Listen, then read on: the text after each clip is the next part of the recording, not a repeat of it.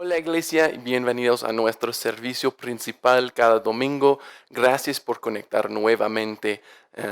Hoy día vamos a empezar leyendo un salmo y entrar con nuestro servicio. Entonces, si pueden abrir sus Biblias a Salmo 147, vamos a leer versículos 7 al 11.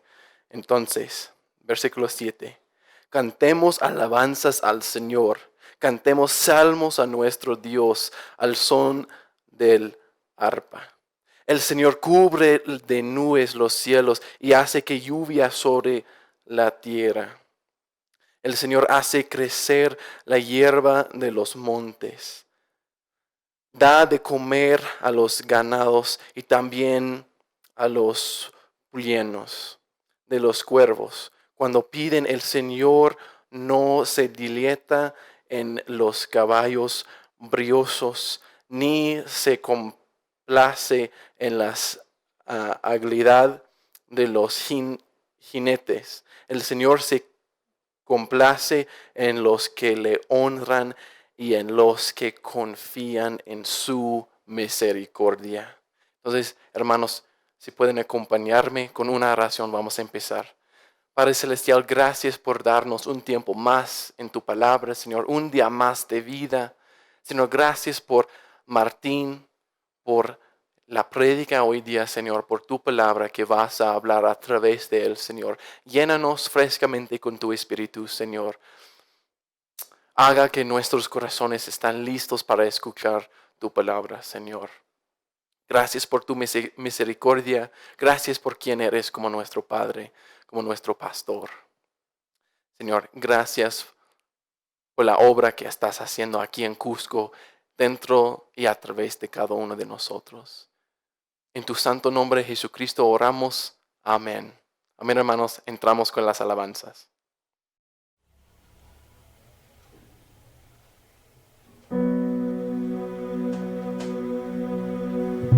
Siendo en forma de Dios, Rey de toda la creación, de siervo se vistió,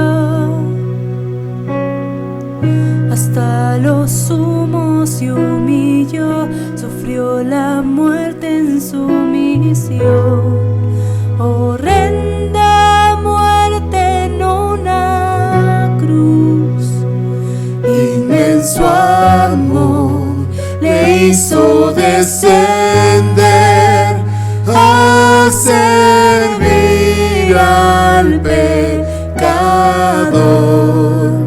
Gracia sin igual, Cristo demostró, dio su vida a mi favor.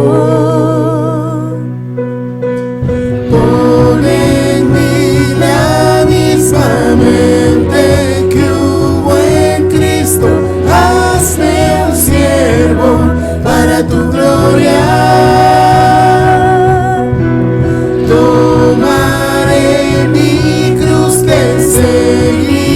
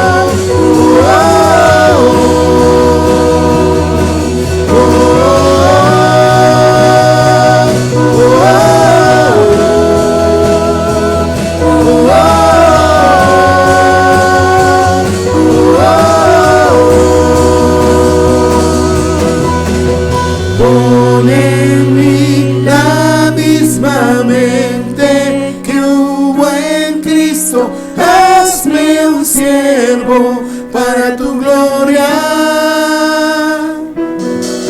Tomaré mi cruz, te seguiré, Jesús. Hazme un siervo para tu gloria. Pon en mí la misma mente que hubo en Cristo. Hazme un siervo para tu gloria. Tomaré mi cruz, te seguiré, Jesús. Hazme un siervo para tu gloria.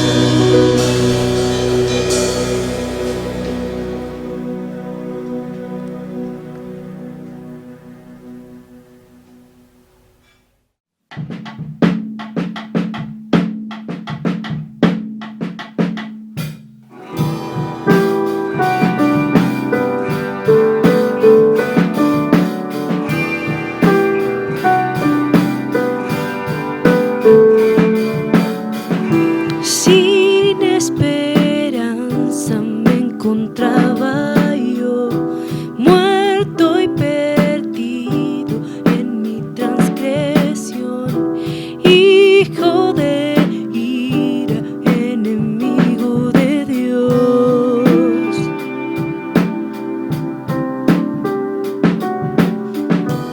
Mi corazón tu gloria rechazó, endurecido por mi rebelión, esclavo del pecado era mi condición.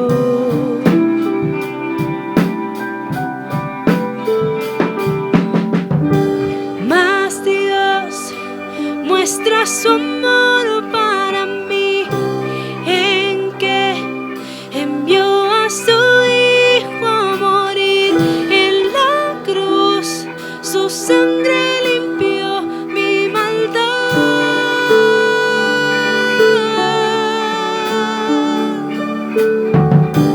Mas Dios muestra su amor para mí, en que envió a su Hijo a morir en la cruz.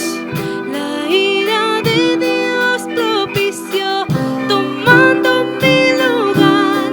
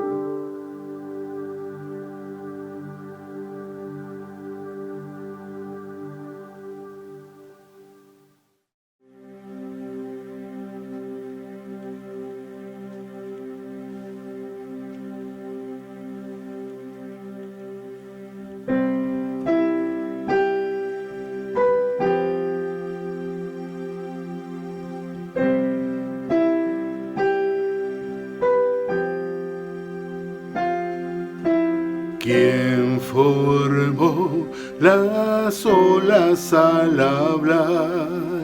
¿Quién contó la arena en el mar? Reyes, pueblos, tiemblan a su voz. La creación le rinde adoración. Contempla a Dios, en su trono está, venid y adoradle. Contempla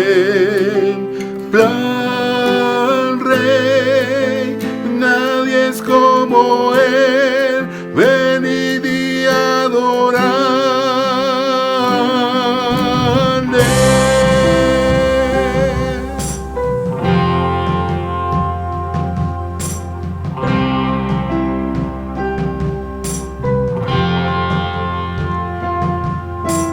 ¿Quién le dio consejo a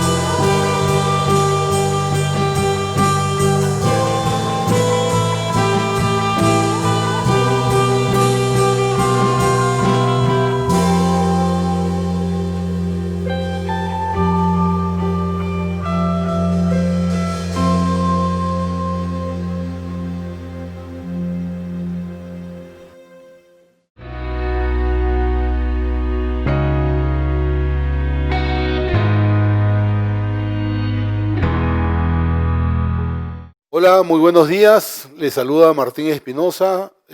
Soy de la iglesia Calvary La Semilla.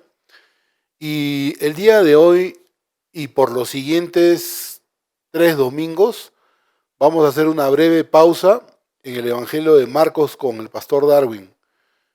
Él retorna a fines de noviembre con el desafiante Evangelio de Marcos.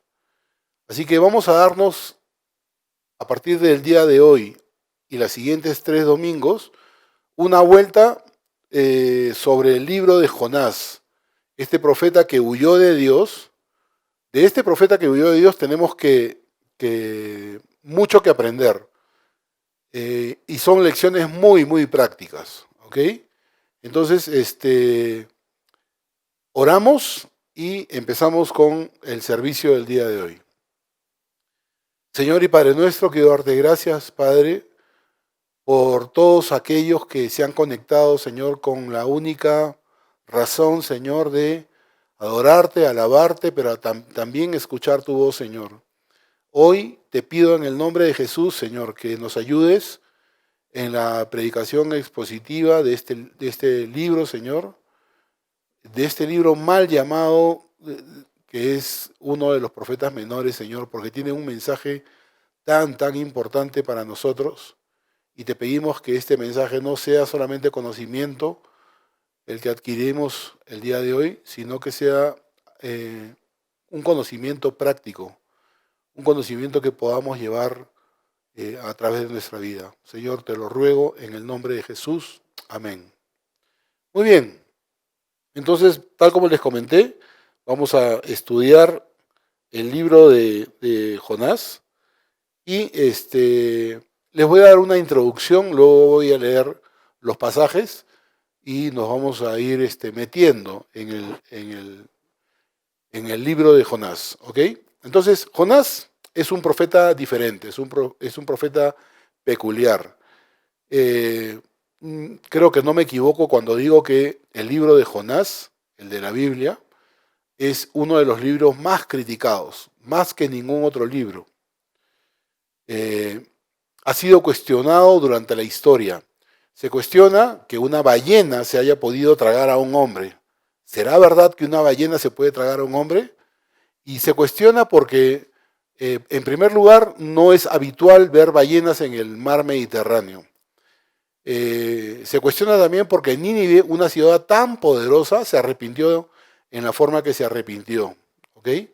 Incluso hay muchos creyentes, hablando en broma y de forma desconsiderada, que han difamado este libro del canon, favoreciendo así a los críticos de la Biblia. Este libro es un desafío a la fe. La Biblia entera realmente es un desafío a la fe.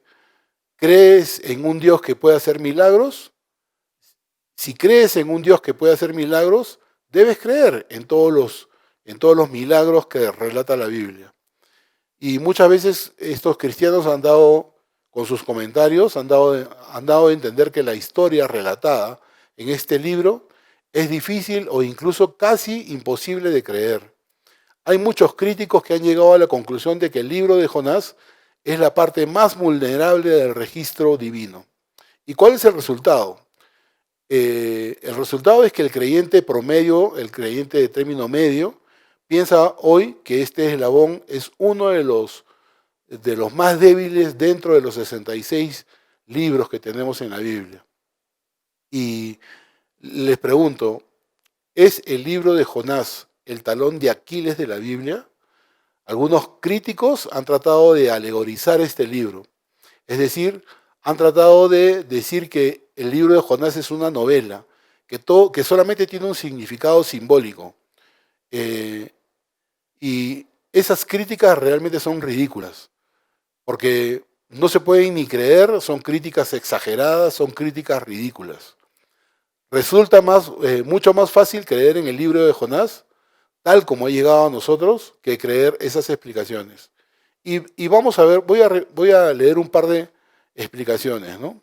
O voy a decir algunas explicaciones de estos críticos. Estos críticos en realidad no tienen evidencia para sostener su afirmación. Algunos dicen que Jonás tuvo un sueño, que se encontraba durmiendo en el barco y que el libro de Jonás es el relato de ese sueño. O sea, que no sucedió, no es histórico. Otros dicen que el libro de Jonás es parte de la mitología griega, donde ese monstruo que tiene muchas cabezas, que es en forma de serpiente y que fue muerto por Hércules, realmente, no sé si se acuerdan de esa historia de la mitología griega donde le cortaban la cabeza a este monstruo y aparecían dos cabezas, ¿sí?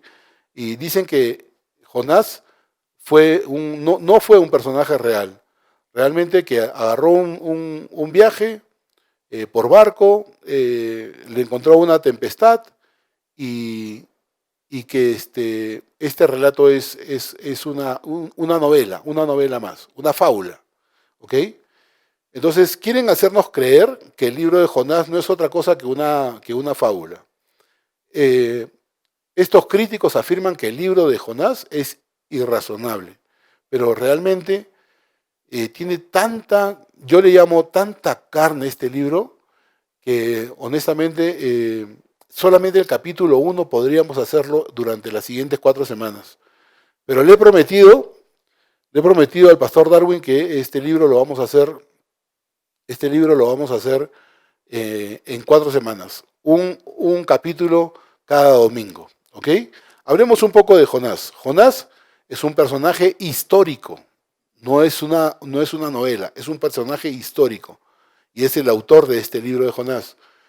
Y vamos a leer un pasaje de uno de los libros históricos. Me estoy refiriendo al segundo libro de Reyes, capítulo 14, versículo 23, que dice así: el año 15 de Amasías, hijo de Joas, rey de Judá, comenzó a reinar Jeroboam, hijo de Joás, sobre Israel en Samaria, y reinó 41 años. ¿Alguien puede dudar de esto? Nadie. ¿Por qué? Porque Jeroboam II fue un rey en el reino del norte de Israel y que reinó por 41 años. Esto es un registro histórico. Pero si leemos los 2 siguientes versículos de este mismo capítulo, estoy hablando del segundo libro de Reyes, dice lo siguiente. 24 dice: e hizo lo malo ante los ojos de Jehová, y no se apartó de todos los pecados de Jeroboam, hijo de Nabat, el que hizo pecar a Israel. Él restauró los límites de Israel desde la entrada de Hamat hasta el mar de Arabá, conforme a la palabra de Jehová, Dios de Israel, la cual él había hablado por su siervo Jonás, hijo de Amitai, profeta que fue Gad-Efer. Entonces tenemos lo siguiente. El rey Jeroboam fue un personaje real, histórico. Israel es una nación real. Hamat también es un lugar real. Jonás, que también se nombra en este pasaje, ¿por qué tendríamos que pensar que es producto de la imaginación? ¿Por qué tendríamos que pensar que Jonás es parte de una novela? ¿No? Entonces, estos detalles son innegables. Por lo tanto, podemos afirmar que Jonás es parte de un relato histórico, es un personaje histórico. Y solo hubo un Jonás en la Biblia, y este Jonás es histórico. Y finalmente, para ponerle la cereza al pastel, ¿no? Para que no nos quede dudas, tenemos el testimonio de la mayor autoridad que jamás haya vivido sobre esta tierra. Y me estoy refiriendo al Señor Jesucristo. Él, en Lucas 11:30, dijo lo siguiente: porque así como Jonás fue señal a los ninivitas, también lo será el Hijo del Hombre a esta generación. Y el Evangelio de Mateo, en el capítulo 12, versículo 39, 40 y 41, dice lo siguiente: él respondió y les dijo: la generación mala y adúltera demanda señal, pero señal no le será dada sino la señal del profeta Jonás. Porque como estuvo Jonás en el vientre del gran pez 3 días y 3 noches, así estará el Hijo del Hombre en el corazón de la tierra 3 días y 3 noches. Los hombres de Nínive se levantarán en el juicio con esa generación y la condenarán, porque ellos se arrepintieron por la predicación de Jonás, y en este lugar hay alguien que es más que Jonás. Entonces creemos que esta afirmación del Señor no pudo ser más clara y más contundente. Jonás es un libro real, es un libro histórico. ¿Ok? ¿De qué habla este libro de Jonás? Si uno lee el libro superficialmente, puede decir de que relata que un gran pez tragó a Jonás, ¿ok? Y yo creo que cuando las maestras de escuela dominical hablan de que una ballena se tragó a Jonás, no están ajustadas realmente a lo que dice la Biblia. Porque la traducción de, entre comillas, ballena, se refiere más bien a un gran monstruo marino, ¿no? Que pudo haber sido una ballena, pero prefiero hablar acerca de un animal marino, de un monstruo marino, ¿ok? Recuerden que cuando se escribió este libro de Jonás, los hombres no tenían un conocimiento de la fauna marina que existía, como es el conocimiento que actualmente tenemos, ¿ok? Hay que leer estos 4 capítulos, que son breves, y siento que cuando llaman a Jonás un profeta menor, realmente no se está ajustando realmente a la gran verdad, ¿ok? Entonces, este libro de Jonás habla acerca de la soberanía de Dios. Estos grandes milagros que se exponen en este libro. Dios hizo muchas cosas más que un gran pez que se traga a Jonás. A medida que vamos leyendo, vamos a encontrar de que Dios levantó un gran viento, una gran tempestad, que sacudía al barco y casi hasta partirlo por la mitad.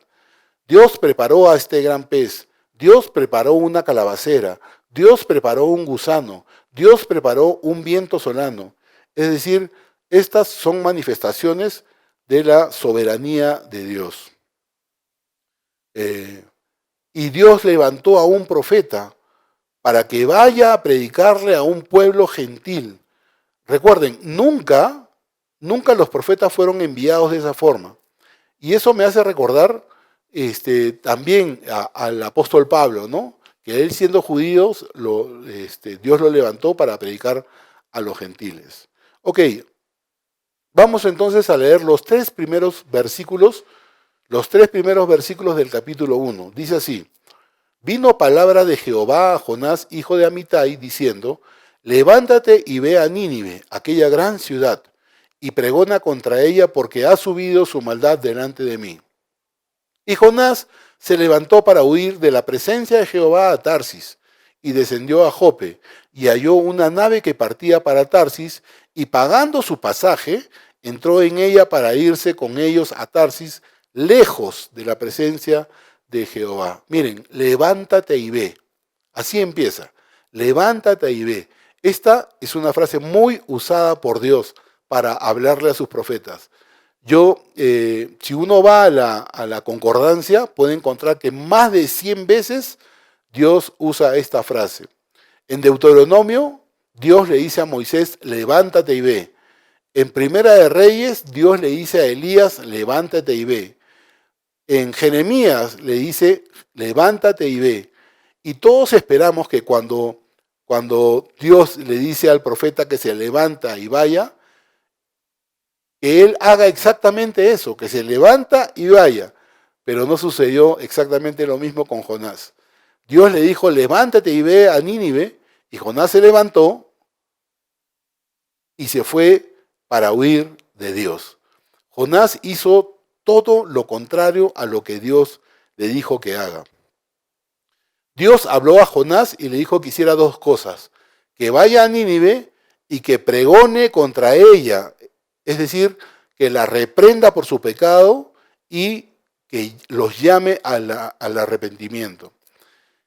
Y es acá en estos primeros 3 versículos que encontramos el llamado y la comisión que Dios le da a Jonás, que vaya a la ciudad de Nínive. ¿Y cómo era esta ciudad de Nínive? Esta ciudad de Nínive era en ese tiempo una gran ciudad. Era la capital del imperio asirio y estaba situada en el río Tigris. En ese tiempo era la potencia mundial de esa época. Más adelante vamos a tratar este asunto del tamaño de la ciudad, porque este es un detalle que se enfatiza 2 veces en este libro. Pero el énfasis también se hace en la maldad de esta ciudad. Era una gran ciudad, por cierto, pero era también una ciudad que tenía una enorme maldad. Y esa maldad llegó a tal punto a la presencia de Dios. Entonces Dios determinó que juzgaría a esta ciudad en el caso de que esta ciudad no volviera a él. Ahora, uno podría pensar, seguro Jonás ha recibido el encargo y el llamado de Dios y se va a dirigir a Nínive. Pero Jonás deja su ciudad natal, esta ciudad natal que es Gat-Hefer, que estaba en el reino del norte de Israel, y debió salir en dirección al este. Pero en vez de encaminarse en esa dirección, hizo algo muy extraño. Dice la palabra de Dios que él desciende hasta Jope, compra un billete en el primer barco que zarpó hacia Tarsis. Y Tarsis era una ciudad que había sido fundada por los fenicios en la costa de España. Era un lugar remoto. Recuerden que los fenicios eran en ese tiempo una nación de navegantes que había fundado gran cantidad de ciudades a lo largo del Mediterráneo, en la costa norte de África y a lo largo de la costa del sur de España. Pero regresemos al tema de Jonás. El gran problema de Jonás no fue el gran pez como debió ser traducido en vez de ballena. Creemos que el gran problema de Jonás es el mismo Jonás. ¿Por qué? Porque Dios le pidió que se fuera a Nínive y en cambio él compró un billete para viajar a Tarsis. Dios le dijo que se fuera en dirección al este y él decidió no obedecer a Dios y partió rumbo al oeste, es decir, al lugar contrario. Entonces, ¿por qué? Pregunta, ¿por qué actuó Jonás de esta manera? Y hay varias explicaciones y hay varias hipótesis. En primer lugar, creo, y esto son hipótesis, Jonás detestaba a los habitantes de Nínive y no quería que se salvaran. Había ciertas bases para ese odio. Asiria era una de las naciones más brutales del mundo antiguo. Antes de venir a este escenario donde estoy compartiendo con ustedes el libro de Jonás, estuve viendo un video de lo brutal que eran los asirios. Realmente este pueblo era temido por todos los pueblos de aquella época. ¿Por qué era temido? Porque usaban métodos muy crueles para torturar a la gente. Una de las cosas que ellos hacían era sacar a un hombre al desierto, lo enterraban en la arena, le abrían la boca y le metían una especie como de correa. Y lo enterraban y lo tapaban solamente sacando la cabeza solamente la cabeza. Y el sol inclemente que había en ese tiempo, en el desierto, realmente hacía que este hombre muriera en forma lenta, ¿no? Entonces, otra de las cosas que vi en este documental antes de venir era que ellos despellejaban a sus adversarios estando vivos. O sea, una cosa tremenda. Ok, entonces podemos hacer muchas hipótesis, pero realmente no hace falta crear una hipótesis más, porque Jonás mismo se encarga de decirnos por qué hizo esto. Si vamos al libro de Jonás, en el capítulo 4, versículo 2, al final del libro dice: y oró a Jehová y dijo, ahora, oh Jehová, ¿no es esto lo que yo decía estando aún en mi tierra?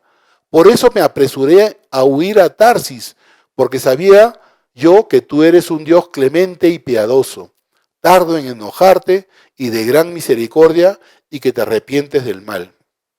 Es por eso que no quería ir a Nínive, porque no quería que perdonara a los habitantes de Nínive, a los ninivitas. ¿Y por qué estás diciendo esto, Jonás? Realmente lo que Jonás no quería era que Dios salvara a los ninivitas. Seguramente Jonás le hubiera pedido a Dios, Señor, ¿sabes qué? Manda fuego del cielo a estos pecadores, a estos paganos, a estos inicuos. Jonás no quería que Dios tenga misericordia de los perdidos. Y además, seguramente, ya lo veo a Jonás diciéndole a Dios, ¿y por qué tengo que ir yo? ¿Cuáles son tus planes, Señor? ¿No será que quieres salvarlos? Jonás pensaba que la salvación era solo y exclusivamente para los judíos, no para los no judíos. Es solo para los que nos esforzamos como nosotros en cumplir la ley. La salvación es para personas dignas, no para estos inicuos, no para estos paganos, ¿no?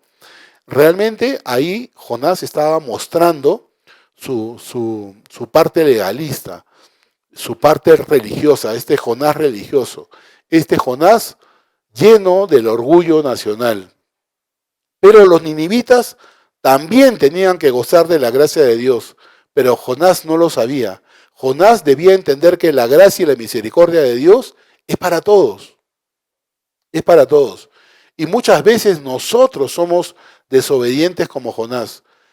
A veces decimos, ¿le predicaré a este testigo de Jehová? ¿Le predicaré a este mormón? ¿Le predicaré a este hombre católico? ¿Le predicaré a este? No, ellos no. Solamente a nosotros los cristianos que tenemos la fe. Pero Dios ha ampliado el espectro de su gracia y de su misericordia y para alcanzar a todos sin distinción alguna. ¿Y por qué esta reacción de Jonás? Bueno, ya he dicho que el ejército asirio era temido, ¿no? Asiria llevó cautivos a los pueblos de Siria y de Israel. Y cuando querían atacar una nación, ellos los atacaban con un ataque sorpresa. Y seguramente, ya esta es especulación mía, que estos asirios pueden haber llegado hasta el hogar de Jonás. Y puede ser que el mismo profeta Jonás haya visto con sus propios ojos cómo asesinaban brutalmente a sus padres, a sus hermanos, a su familia, ¿no? Entonces, seguramente él vio cómo estos asirios abusaban a sus vecinos, abusaban a su familia, ¿no? A sus propias hermanas, ¿no? No sabemos, pero lo que sí sabemos es que Jonás detestaba a los asirios. No quería que estos asirios se salvaran. Por lo tanto, él salió de viaje en dirección opuesta. Él no quería llevarles el mensaje de salvación de parte de Dios. La segunda razón por la que creo que Jonás se dirigió en sentido opuesto era porque el mensaje de Nínive era un mensaje de juicio. Jonás conocía a Dios y entonces ese fue el motivo que le impulsó a viajar en dirección opuesta. El profeta Jonás sabía que si llegaba a la ciudad de Nínive con un mensaje de juicio y la gente de la ciudad se arrepentía, se iba a volver a Dios. Dios no los iba a castigar, sino que salvaría a esa ciudad, y eso no le gustaba a Jonás. Una tercera razón por la cual Jonás salió de viaje en otra dirección era que Jonás era un profeta de Dios desobediente. Él estaba fuera de la voluntad de Dios. De la misma manera que el hijo pródigo, ¿no? Que se relata en el Evangelio de Lucas en el capítulo 15. El hijo pródigo huyó de su hogar, no quiso vivir bajo la autoridad de su padre, por eso es que buscó un país lejano. Jonás se encontraba fuera de la voluntad de Dios. Era un profeta que no estaba viviendo en armonía con Dios, con los planes de Dios. La cuarta y última razón por la que creo que Jonás desobedeció a Dios es que nunca hemos observado en el Antiguo Testamento cómo Dios ha enviado a profetas o a misioneros hacia otros países. Pero miren, Dios eligió a Israel como su pueblo. Israel tenía que servir y adorar a Dios como nación. Es más, hizo que construyeran un templo para adorarle. Mientras Israel servía y adoraba a Dios, había un mundo que los estaba observando. Es decir, el mundo venía hacia ellos. Ellos no tenían que salir a buscar a los gentiles. Y creo que esa es una de las razones por las que creo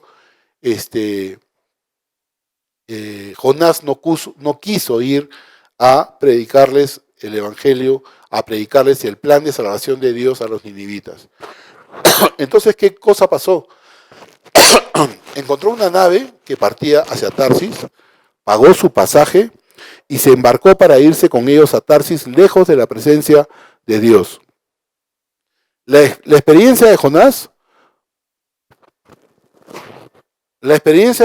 podría resultarle de ayuda en momentos difíciles, cuando estás reclamándole a Dios acerca de la voluntad de Dios. Y probablemente tú puedas estar pasando por momentos problemáticos. Y no necesariamente es una prueba de que estás fuera de la voluntad de Dios. Más bien podría, si tú estás pasando por una prueba, podría ser de que tú estás bajo la voluntad de Dios.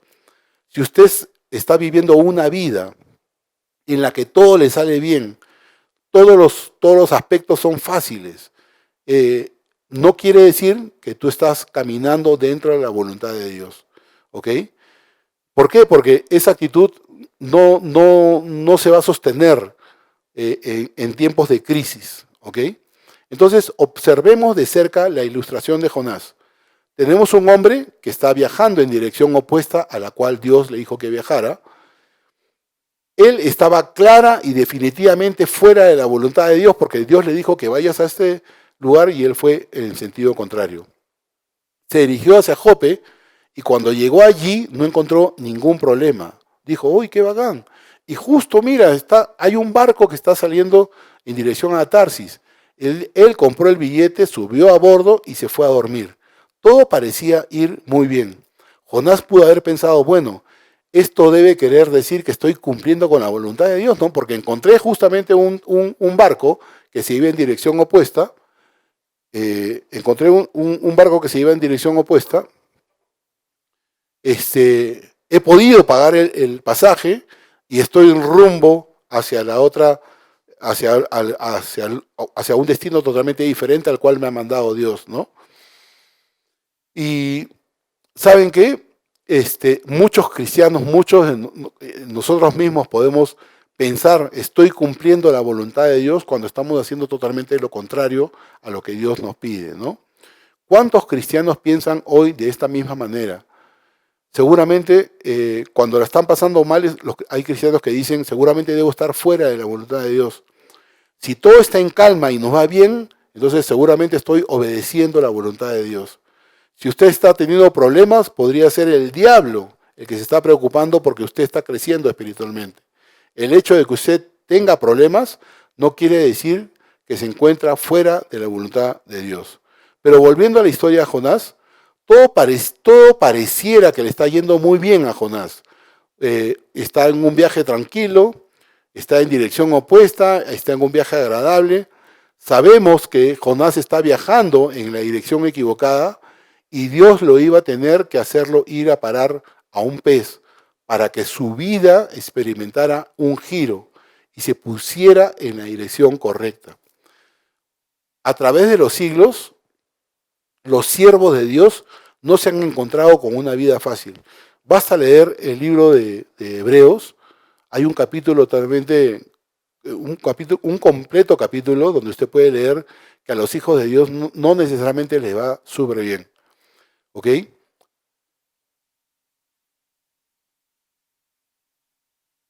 Hebreos 11, sí, me están acá soplando. El capítulo 11 de Hebreos es un libro, es un capítulo donde hablan de personas que no necesariamente, cristianas, que no necesariamente les fue bien, ¿ok? Y muchas veces tenemos el mismo corazón de Jonás, el corazón de Jonás que lo hizo huir de la presencia de Dios. Hay 3 detalles que quiero compartir con ustedes acerca de esta huida de Jonás. Jonás se levantó para huir de la presencia de Dios. Él viajó hacia Tarsis, que es más o menos el sur de España actualmente, cruzar todo el Mediterráneo, ir lo más lejos posible a donde Dios no me vea. Y esta situación es totalmente contraria, por ejemplo, a lo que pasó Pablo. El Salmo 139 dice lo siguiente: ¿a dónde me iré de tu espíritu? ¿Y a dónde huiré de tu presencia? Jonás seguramente sabía que no podía huir de la presencia de Dios. Y dice la palabra de Dios que Jonás descendió. Jonás se alejó de la voluntad de Dios, comienza a descender. En el hebreo se lee que descendió a Tarsis. Él desciende a Tarsis. Dios le dice, sube a Nínive, pero él hace lo contrario, él baja a Tarsis. Entonces empezamos mal. Y también se lee en el versículo 3 que él desciende a Jope. Desciende porque Jope es un puerto, está a nivel del mar. En el capítulo 1 Jonás desciende al interior de la nave, desciende a las profundidades del mar y acaba en lo profundo del mar. Cuando Dios nos invita a subir, muchas veces lo que hacemos nosotros para alejarnos de Dios es descender. Nos pasa cuando un cristiano quiere alejarse de Dios. Bueno, Jonás sube al barco, paga su pasaje y probablemente esto te parezca algo insignificante. Pero pongámonos a pensar, ¿cuánto costaría ese pasaje que te llevaría a lo que en ese tiempo era el fin del mundo? ¿Cuánto tiempo duraría ese viaje por barco? ¿Alguna vez has viajado por barco? ¿Has hecho 2, 3, 4, 5 días, una semana en barco? Bueno, ¿cuánto tiempo duraría este viaje por barco? ¿Cuánto costaría este pasaje? Porque recuerden que el pasaje debería incluir no solamente el traslado, sino también la manutención, los alimentos, ¿ok? Entonces, Jonás pagó su pasaje, no llegó a su destino, no llegó a donde él quería ir, perdió su plata porque nadie le iba a reembolsar su dinero y realmente Jonás estaba tirando su plata. Quería huir de Dios y Jonás terminó perdiendo tiempo y dinero. Y cuando hay rebeldía en tu vida o en mi vida, realmente nos va a pasar exactamente lo mismo que le pasó a Jonás. Vamos a perder tiempo y dinero. Versículo 4 al 9. Pero Jehová hizo levantar un gran viento en el mar, y hubo en el mar una tempestad tan grande que se pensó que se partiría la nave. Los marineros tuvieron miedo, y cada uno clamaba a su Dios, y echaron al mar los enseres que había en la nave, para descargarla de ellos. Pero Jonás había bajado al interior de la nave, y se había echado a dormir. Y el patrón de la nave se le acercó y le dijo: ¿qué tienes, dormilón? Levántate y clama a tu Dios, quizás él tendrá compasión de nosotros y no pereceremos. Y dijeron cada uno a su compañero: venid, echemos suertes, para que sepamos por causa de quién nos ha venido este mal. Y dice que echaron suertes y la suerte cayó sobre Jonás. Entonces le dijeron ellos: decláranos ahora por qué nos ha venido este mal. ¿Qué oficio tienes y de dónde vienes? ¿Cuál es tu tierra y de qué pueblo eres? Y le respondió: soy hebreo y temo a Jehová, Dios de los cielos, que hizo el mar y la tierra. Miren, la ira de Dios se encendió. Dios era el responsable de esa tormenta. Esta tormenta era sobrenatural. Y me hace recordar esa escena que relata uno de los evangelios, donde hay una tormenta en el mar de Galilea, donde el Señor Jesús estaba durmiendo en el barco. Y el apóstol Pedro vino a Jesús y le preguntó: Maestro, ¿no te importa que perezcamos? Bueno, aquí en el libro de Jonás, Dios está usando un temporal y lo está haciendo con un buen propósito. Y con este temporal iba a salvar una ciudad, la ciudad de Nínive. Iba a enderezar el rumbo de un profeta que había estado yéndose en dirección equivocada, colocándolo al fin en el camino correcto. Recuerden que estos marineros que acompañaban a Jonás en el barco eran navegantes que estaban acostumbrados a las condiciones del mar Mediterráneo y detectaron que aquel temporal no era un temporal natural como que regularmente encontramos, no. Para ellos no era un temporal natural. Entonces dice que Jonás había bajado al interior de la nave y se había echado a dormir. Así como Jonás se fue a dormir, creemos que también su conciencia seguramente estaba dormida. Este profeta se encontraba de manera definitiva fuera de la voluntad de Dios, dirigiéndose en dirección contraria al mandato de Dios y quería huir de la presencia de Dios. Jonás quería alejarse lo más posible de la ciudad de Nínive y se encontraba viajando hacia Tarsis. Jonás pensaba seguramente que él estaba actuando correctamente, porque todo le estaba yendo bien. Recuerden, él bajó a Jope, encontró justo un barco que se iba en dirección contraria, vio su billetera, encontró dinero, oye, también puedo pagarlo, y para él todo iba bien, ¿no? Y encima estaba durmiendo en la parte interior del barco. Jonás fue capaz de dormir durante este temporal y los marineros de la nave realmente estaban horrorizados, estaban aterrorizados. Y a veces tú y yo somos como Jonás. En medio de la desesperación de los marineros, estamos durmiendo. El mundo no sabe qué hacer. ¿Dormimos? Hay tormentas que azotan a nuestros hermanos, a nuestros vecinos, y a veces somos como Jonás, estamos durmiendo, ¿ok? Pero ¿qué pasó? El patrón de la nave tuvo que bajar a despertarlo y le dijo, dormilón, despierta, ¿no? A pesar de que el barco se movía bruscamente y seguramente los gritos de los marineros se gritaban entre ellos, bota esto, hay que aligerar la nave con el peso. Seguramente la nave estaba que se movía, pero Jonás era el único que estaba a bordo que era capaz de dormir.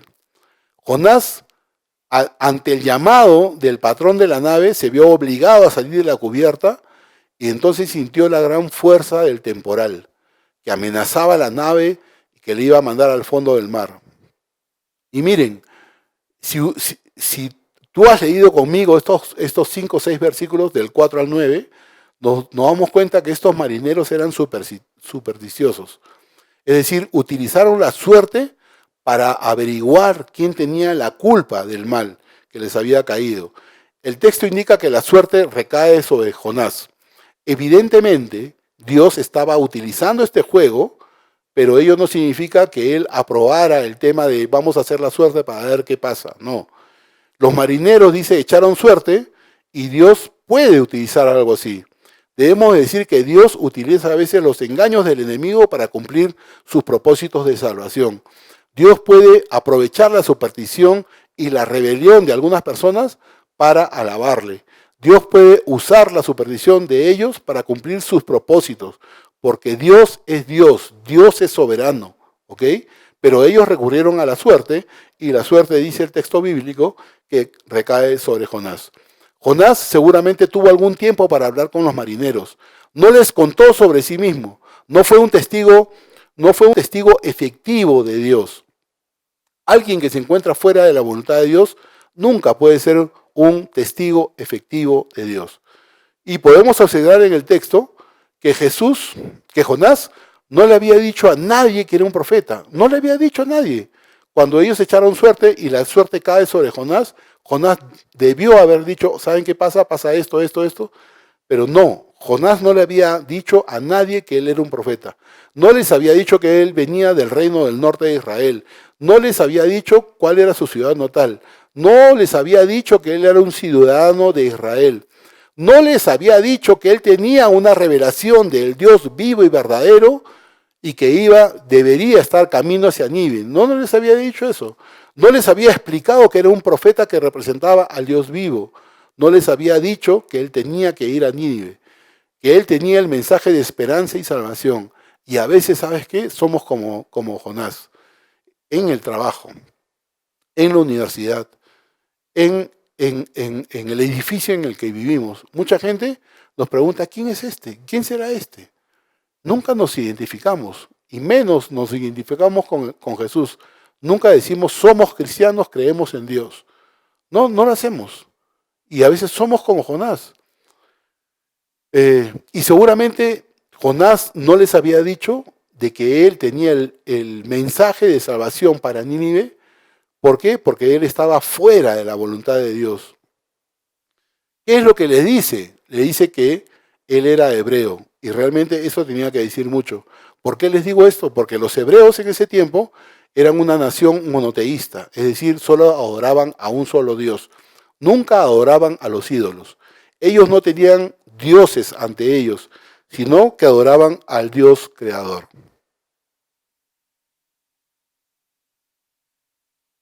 Jonás les dijo que reverenciaba y temía a Dios, el Dios de los cielos, el que hizo el mar y la tierra.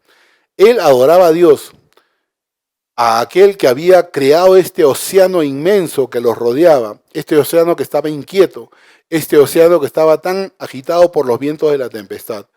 Y no solamente este Dios había creado el mar, sino que había creado también la tierra firme. Creemos que aquellos marineros sabían algo de Israel, pero como eran paganos no tenían un conocimiento del Dios vivo, del Dios verdadero. Dios tiene muchas formas para hacernos hablar. Es mejor estar dispuesto a hablar y no ser como Jonás que se escondió. Te pregunto, ¿tú te estás escondiendo? ¿Tú tienes una identidad clara en tu universidad, en tu colegio, en el trabajo? ¿O estamos jugando a la gente 99, ¿no? Sí, pastor, no se preocupe, sí, yo voy a hacer lo siguiente, yo voy a hacer lo otro. No, identifícate, habla, diles, coméntales que tú eres cristiano, que tú representas al Dios de la Biblia. Versículo 10 hasta el versículo 17 dice lo siguiente. Y aquellos hombres temieron sobremanera y le dijeron, ¿por qué has hecho esto? Porque ellos sabían que huía de la presencia de Jehová, pues él se los había declarado. Y le dijeron, ¿qué haremos contigo para que el mar se nos aquiete? Porque el mar se iba embraveciendo más y más. Y él respondió, tomadme y echadme al mar, y el mar se os aquietará. Porque yo sé que por mi causa ha venido esta gran tempestad sobre vosotros.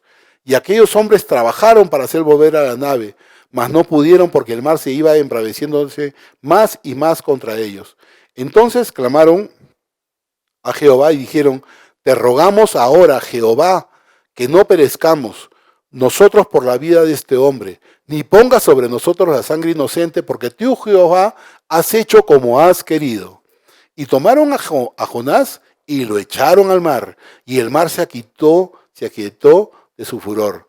Y temieron aquellos hombres a Jehová con gran temor, y ofrecieron sacrificios a Jehová e hicieron votos.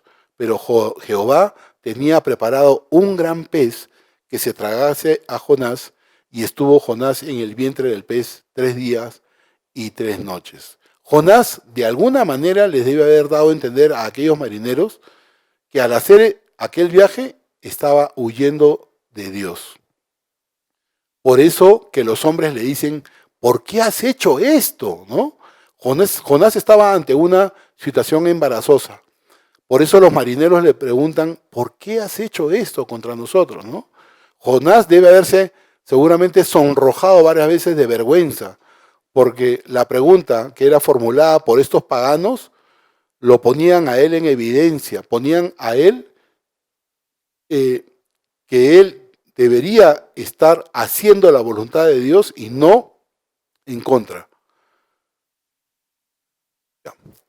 Estos hombres realmente se estaban enfrentando a una decisión difícil. Y quisieron que fuera Jonás el que tomara esta decisión. Y Jonás les dio una respuesta directa. Jonás reconoció que la mano de Dios estaba detrás de todo este problema. Y de que él estaba actuando en su vida durante todo este tiempo. Él supo que la única solución al problema de la tempestad era sacarle a él de ese barco que se dirigía a Tarsis. Dios había determinado que este hombre no se iba a ir a Tarsis, sino que él se iba a ir a donde él quisiera. Y debemos reconocer que estos marineros trabajaron para salir de la tormenta. A pesar de sus creencias de la religión que ellos profesaban, no quisieron arrojar a Jonás sobre la borda. Es más, hicieron todo lo que pudieron. Seguramente aligeraron la nave, botaban los pesos, y remaban seguramente con mayor esfuerzo, ¿no? Pero por más esfuerzo que estos marineros hicieron, no pudieron lograrlo. Ahora, quiero que noten el cambio, y estoy prácticamente terminando. Estos hombres paganos se estaban dirigiendo al Dios vivo y verdadero. Seguramente estaban recurriendo a Él por su desesperación. Ellos estaban clamando para que Él los perdonara por lo que iban a hacer, porque realmente no tenían otra alternativa. Este hecho nos revela de manera definitiva que esta era una tormenta sobrenatural, pero que estaba bajo el control de Dios. Entonces, el temor a Dios es el principio de la sabiduría. Dice el texto que se apoderó de ellos un gran temor al Señor.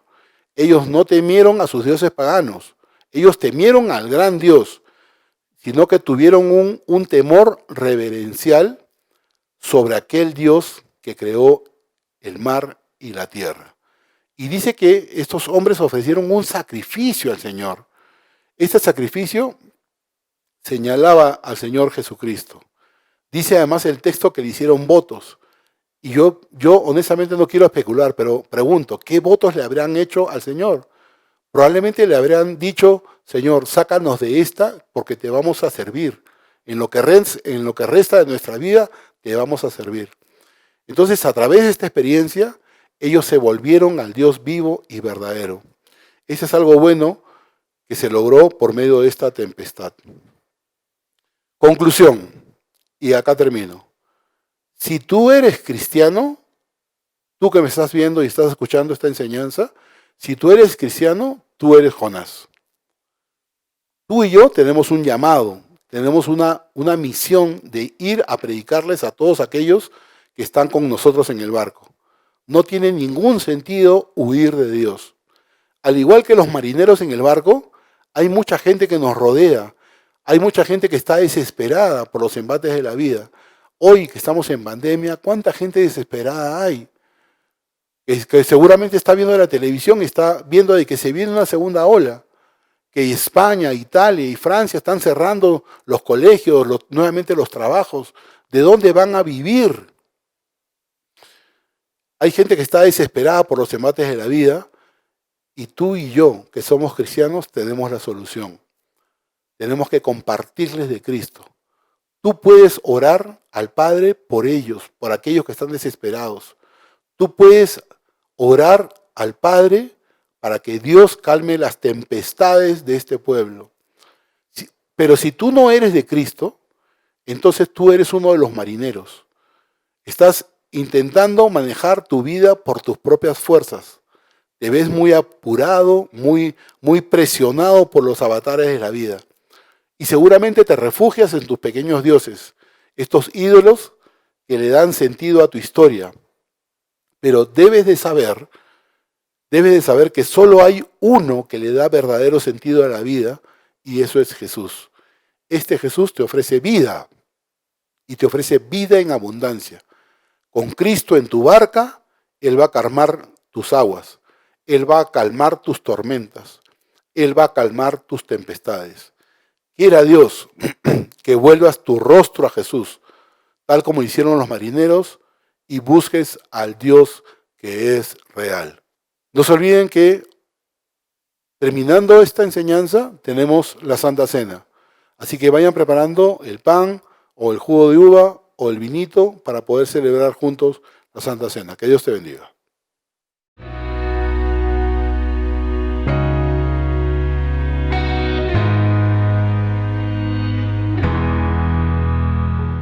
Hola iglesia, hoy día vamos a celebrar la Santa Cena juntos. Entonces cuando vayan trayendo los alimentos, el pan y el jugo de uva, yo voy a explicar un poco de lo que es la Santa Cena.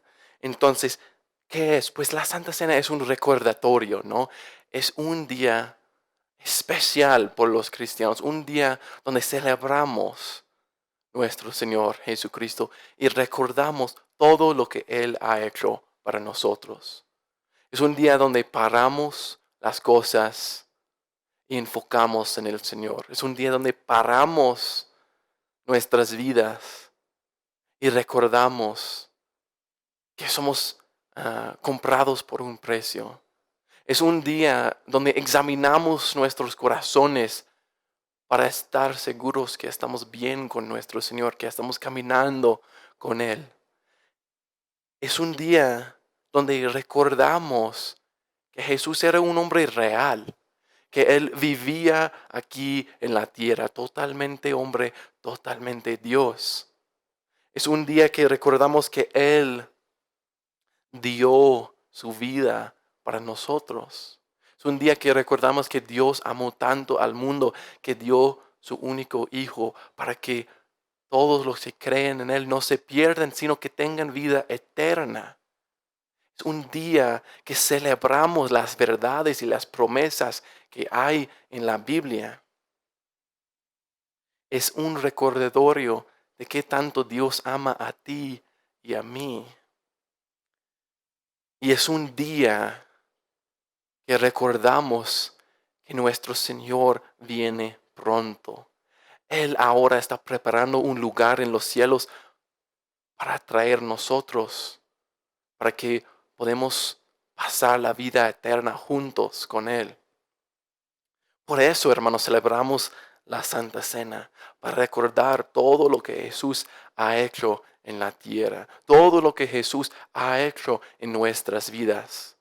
Que antes nosotros estábamos caminando en la oscuridad, pero ahora hemos nacido de nuevo y caminamos en la luz con Él. Qué bueno recordar todas esas cosas. Y antes de tomar el pan y la copa, quiero leer algunos versículos y tomar un tiempo de reflexión. Entonces, en 1 Corintios 11, versículos 27 al 28 voy a leer.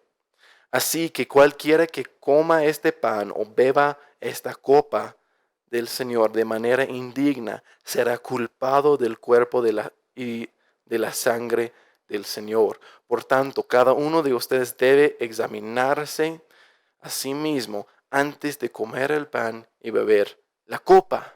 Entonces, con eso podemos ver que la Santa Cena es una celebración increíble para nosotros, pero también es un tiempo de reflexión, un tiempo de examinación, es un tiempo serio. No debemos tomar la copa, tomar el pan en una manera indigna. Entonces, ahora quiero animar a cada uno de ustedes. Vamos a tener un tiempito de alabanza y quiero animarles que toman este tiempo de oración, de examinar tu corazón, de ver cómo está mi corazón, cómo está mi relación con Dios, cómo está mi relación con los demás. Y arrepentirse. Si tienes que arrepentirse. Si Dios quiere revelar idolatría, dejar estos ídolos. Hoy día es un buen tiempo de examinar, ver las cosas mal, ver las cosas buenas y seguir con las cosas buenas. Dios quiere sanarnos cada día más y más. Quiere santificarnos más y más. Entonces, quiero invitar a los músicos. Vamos a tomar algunos minutos de alabanza.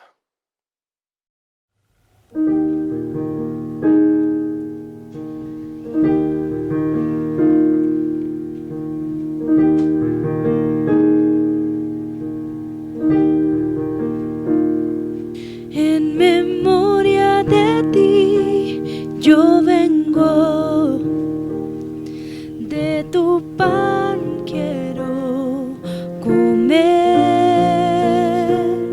y a tu mesa me acerco, tu copa quiero yo beber.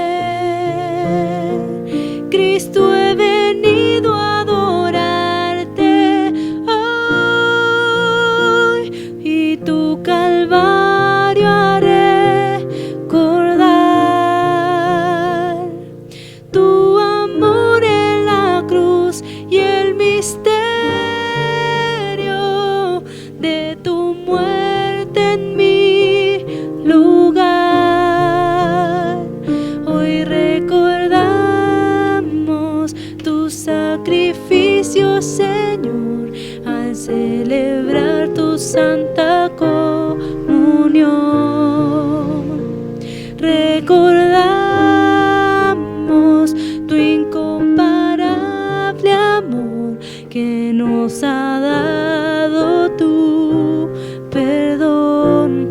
Recordamos hoy.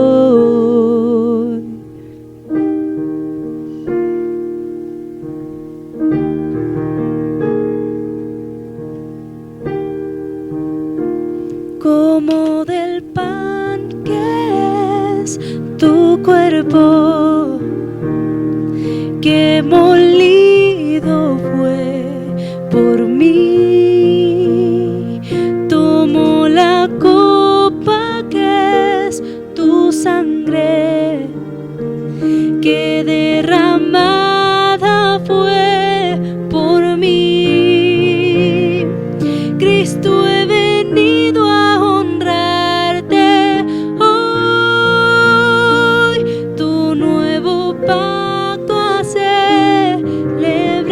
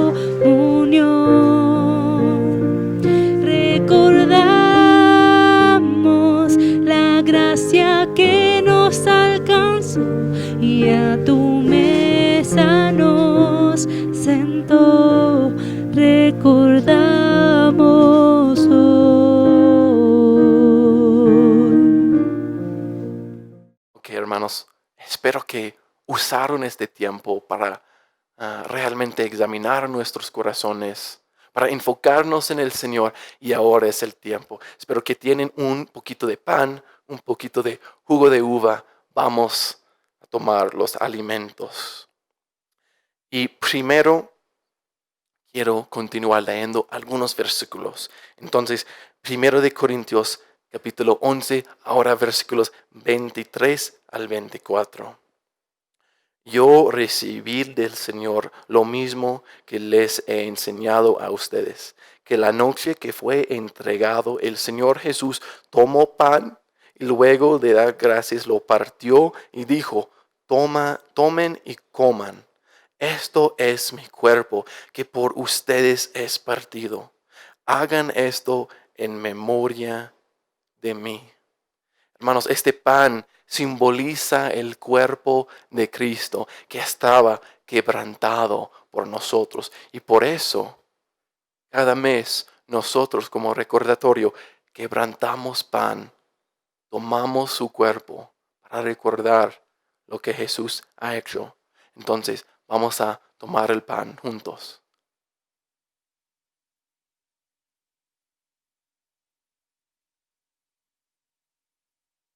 Y ahora, agarren su copa. Vamos a leer versículos 25 al 26. Asimismo, después de cenar, tomó la copa y dijo: esta copa es el nuevo pacto en mi sangre. Hagan esto cada vez que la beban en memoria de mí. Por lo tanto, siempre que coman este pan y beban esta copa, proclaman la muerte del Señor hasta que Él venga. Entonces, hermanos, vamos a tomar la copa, que significa sangre que Cristo, que nos lava de todos nuestros pecados. Entonces, la copa.